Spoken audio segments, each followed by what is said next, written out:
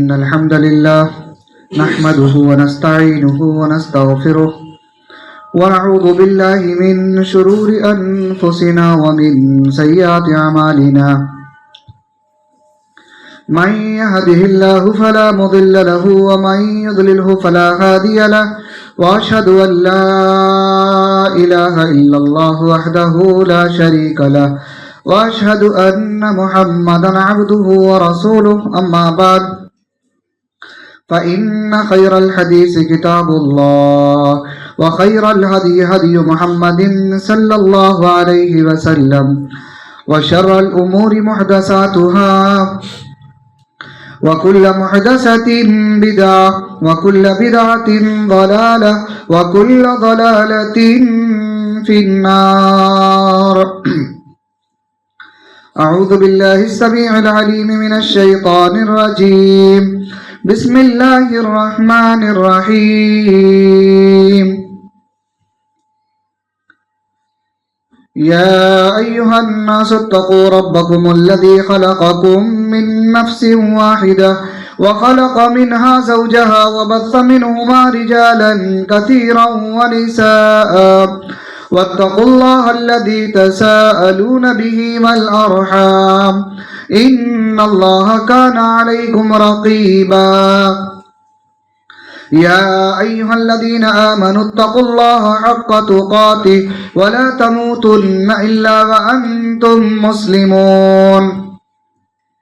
يا أيها الذين آمنوا اتقوا الله وقولوا قولا سديدا يصلح لكم أعمالكم ويغفر لكم ذنوبكم ومن يطع الله ورسوله فقد فاز فوزا عظيما. وقال الله تعالى في مقام آخر قد أفلح من تزكى وذكر اسم ربه فصلى بل تؤثرون الحياة الدنيا والآخرة خير وأبقى.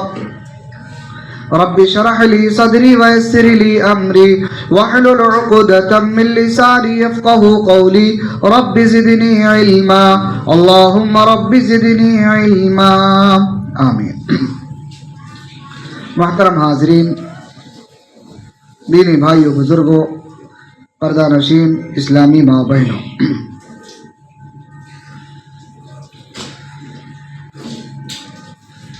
آج کے خطبہ جمعہ اس کے اندر میں اللہ کے پیارے نبی جناب محمد رسول اللہ صلی اللہ علیہ وسلم کی ایک حدیث جو بڑی جامع حدیث ہے، بطور نصیحت اللہ کے نبی صلی اللہ علیہ وسلم نے صحابہ کو جو نصیحت کیا تھا وہی چیز میں آپ کے سامنے پیش کرنا چاہتا ہوں. خطبہ جمعہ کا موضوع ہے 5 قابل پناہ چیزیں، یعنی 5 ایسی چیزیں جس سے اللہ کے نبی صلی اللہ علیہ وسلم نے پناہ مانگا ہے، لیکن انہی 5 چیزوں کو اللہ کے نبی صلی اللہ علیہ وسلم نے ہماری ضرورت بھی قرار دیا ہے. گویا وہ 5 چیزیں ایسی ہیں جو ہماری زندگی کے لیے بے حد ضروری ہیں، اس کے بغیر گزارا ناممکن ہے، لیکن انہی 5 چیزوں سے اللہ کے نبی صلی اللہ علیہ وسلم نے پناہ بھی مانگا ہے. ایسی کون سی چیز ہے جس سے اللہ کے نبی صلی اللہ علیہ وسلم پناہ بھی مانگے اور ہماری ضرورت بھی قرار دے؟ آئیے اس حدیث کو میں آپ کے سامنے پیش کرتا ہوں. جتنا ممکن ہوا کوشش یہ کریں گے کہ اس کی وضاحت آپ کے سامنے مکمل طور پر آ جائے.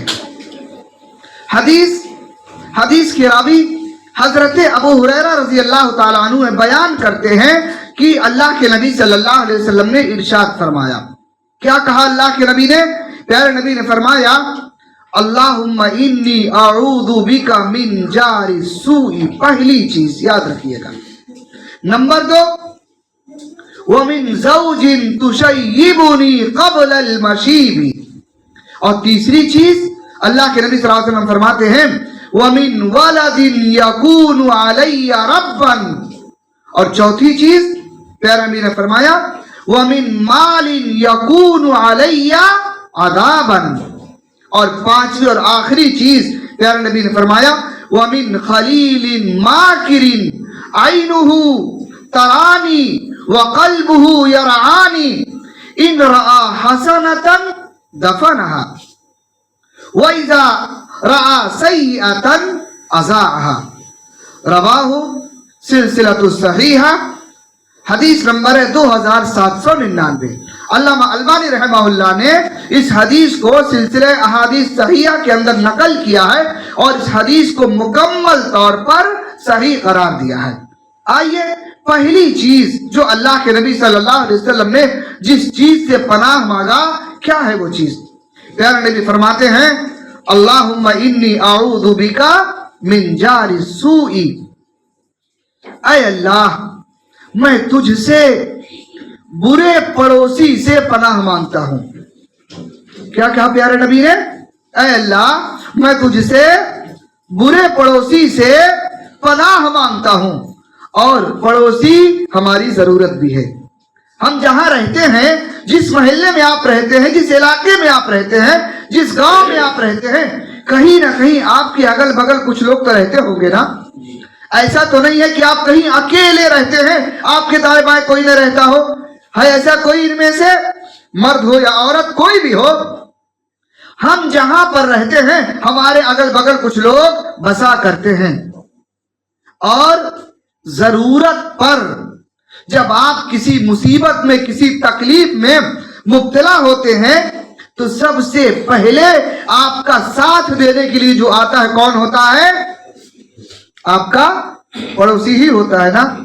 اگر پڑوسی سے آپ کے تعلقات اچھے نہ ہوں، لڑائی جھگڑا ہوا ہو، بات چیت نہ ہو، اختلافات چل رہے ہوں، اور آپ مصیبت میں مبتلا ہو جائیں، کوئی آپ کا ساتھ دینے والا نہ ہو، ایسے وقت میں اگر پڑوسی بھی آپ کے قریب نہ آئے تو بتائیے آپ کے دل پر کیا گزرے گی؟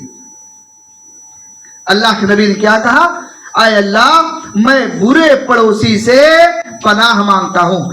اور پڑوس بنتا کیسے ہے؟ ہم میں کا ہر شخص یہ چاہتا ہے میں جہاں رہتا ہوں میرے بغل والا میرے ساتھ بڑے اچھے سے پیش آئے۔ ہر کوئی چاہتا ہے نا میرا پڑوسی میری عزت کرے، میرا پڑوسی میرا خیر خواہ بن کے رہے، میرا پڑوسی میرے دکھ درد میں کام آئے۔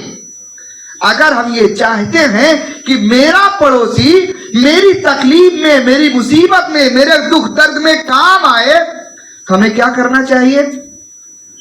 ہمیں بھی ویسا ہی عمل کرنا چاہیے جیسا ہم اپنے لیے پسند کرتے ہیں۔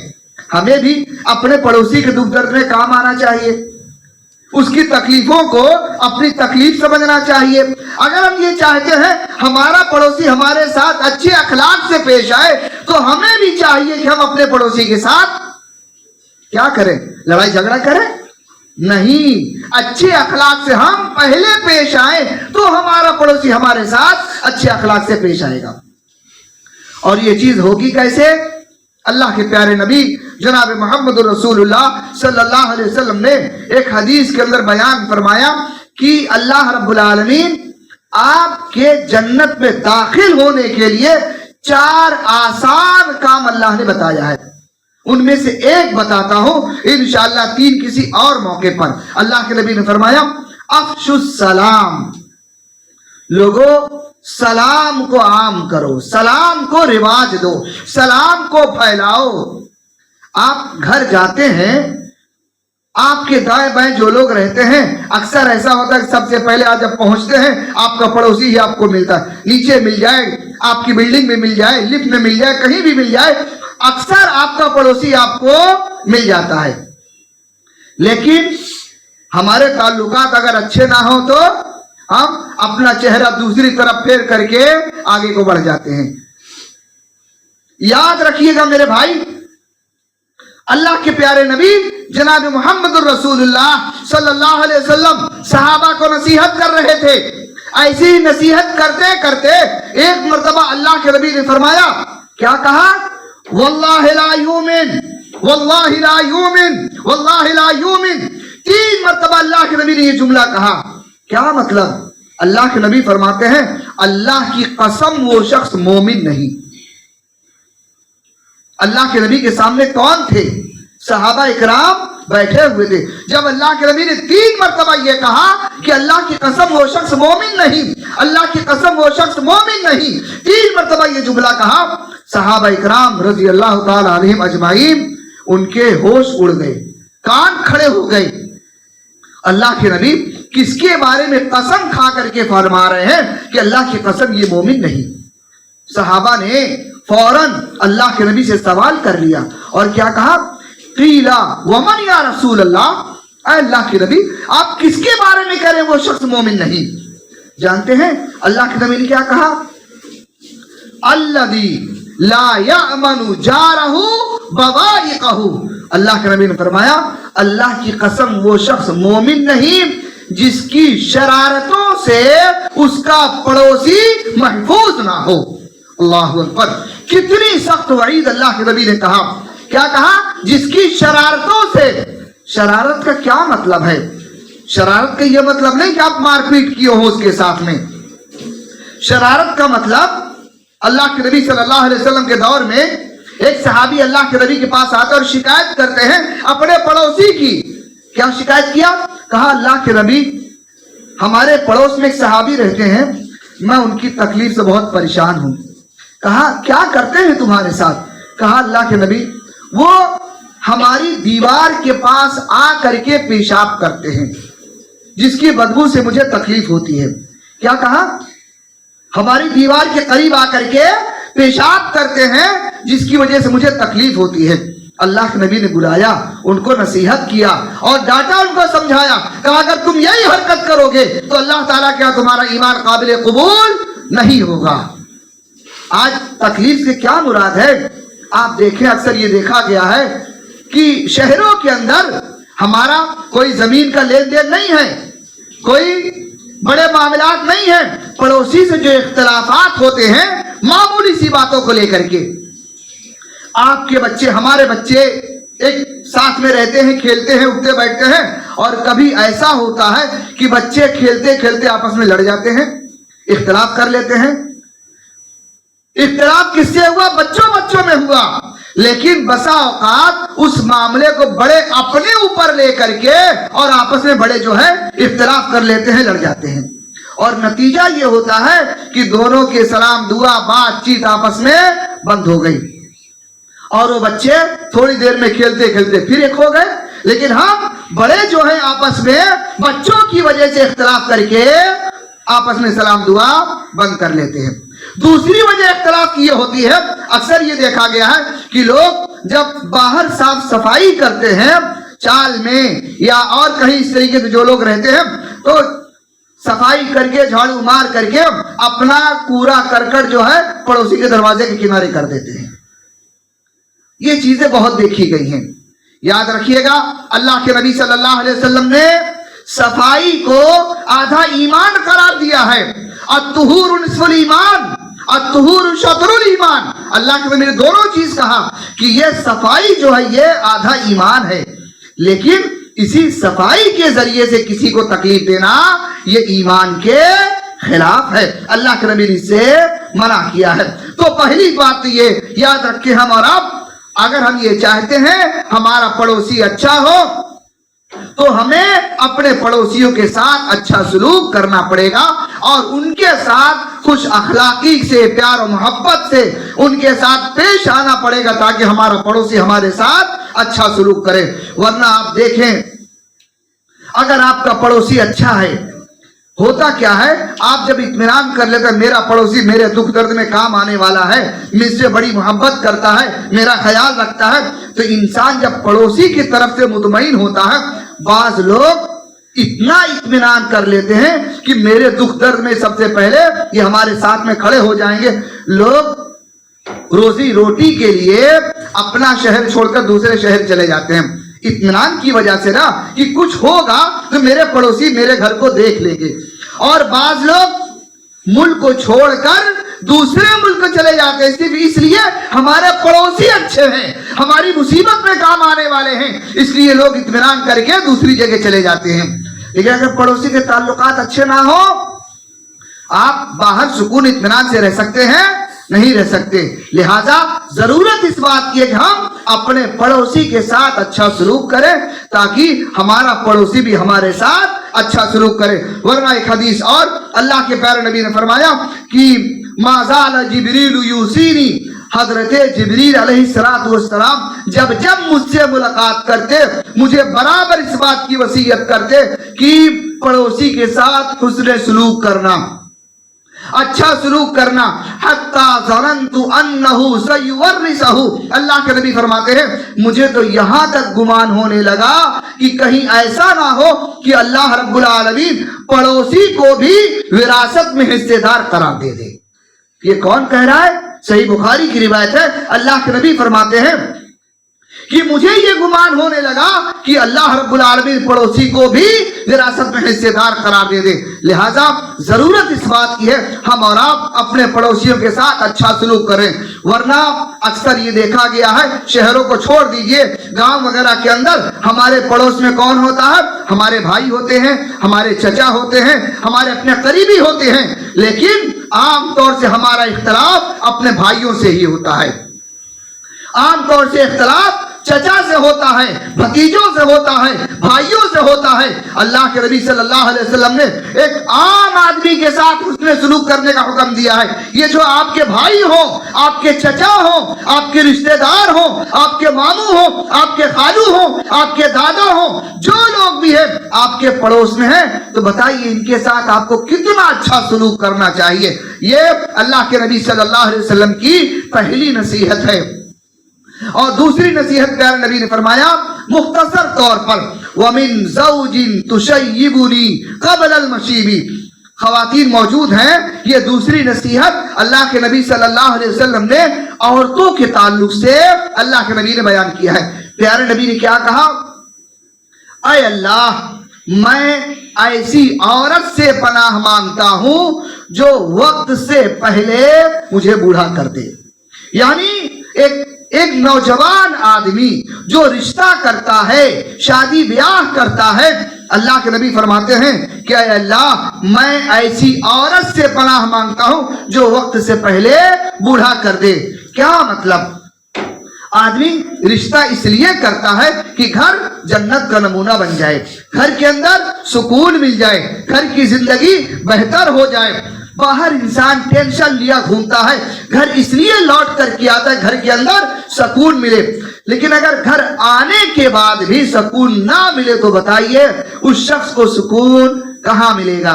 आइए इस सिलसिले में अल्लाह के प्यारे नबी जनाब मोहम्मद रसूलुल्लाह सल्लल्लाहु अलैहि वसल्लम के एक हदीस, प्यारे नबी ने औरतों को खुशखबरी सुनाया है, बशारत सुनाया। ये बशारत मर्दों के लिए नहीं है, ये बशारत औरतों के लिए है। अल्लाह के नबी ने खास कर औरतों को नसीहत करते हुए फरमाया कि जो औरत इन 5 चीजों की पाबंदी कर ले, अल्लाह रब्बुल आलमीन क़यामत के दिन उस औरत से कहेगा कि मेरी बंदी तू जन्नत के जिस दरवाजे से चाहे दाखिल हो जा। वो अल्लाह के नबी जो नसीहत किया था वो नसीहत क्या है? मुख्तसर तौर पर ख़वातीन के लिए अल्लाह के नबी ने फरमाया इज़ा सल्लतिल मरअतु खम्सहा।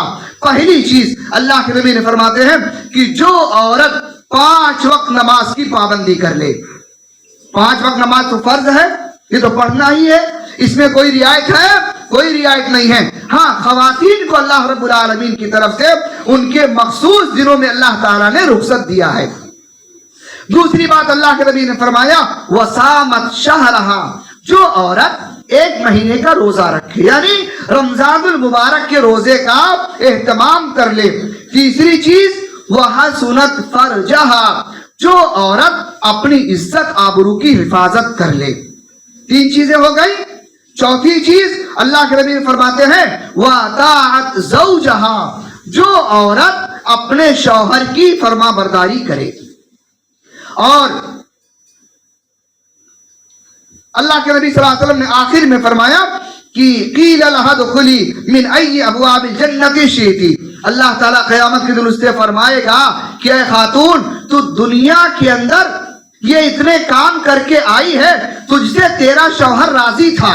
जिस वक्त तू दुनिया से आई है, तेरा शौहर तुझसे राजी था, आज उसके बदले तुझे ये मिलता है। मेरी तरफ से तुझे इस बात का परवाना दिया जाता है कि ऐ नेक खातून, ऐ नेक बीवी, ऐ नेक मेरी बंदी, तू जन्नत के जिस दरवाजे से चाहे जन्नत के अंदर दाखिल हो जा। ये चीज अल्लाह के नबी सल्लल्लाहु अलैहि वसल्लम ने औरतों को नसीहत किया। मेरी माँ बहनों, मुख्तसर तौर पर अल्लाह के नबी की जो नसीहत है वो क्या है? औरत, एक औरत के लिए उसका शौहर जन्नत भी है और दोज़ख भी है। यानी अगर कोई औरत अपने शौहर को राजी रखे, अपने शौहर को खुश रखे, उसकी फरमाबरदारी करे, उसके लिए जन्नत की बशारत अल्लाह के नबी ने दिया है। और अगर कोई औरत अपने शौहर को नाराज करे, अपने शौहर की नाफरमानी करे और शौहर की इताअत ना करे, तो अल्लाह के नबी सल्लल्लाहु अलैहि वसल्लम फरमाते हैं, अगर ऐसी औरत का शौहर नाराज होकर के बिस्तर पर लेट जाए और सो जाए और रात गुजर जाए, तो अल्लाह की तरफ से उसके ऊपर फरिश्तों की लानत होती है। यानी पूरी रात फरिश्ते उसके ऊपर लानत भेजते रहते हैं। ऐसी खवातीन के ऊपर जो बिला वजह अपने शौहरों से इख्तिलाफ करती है।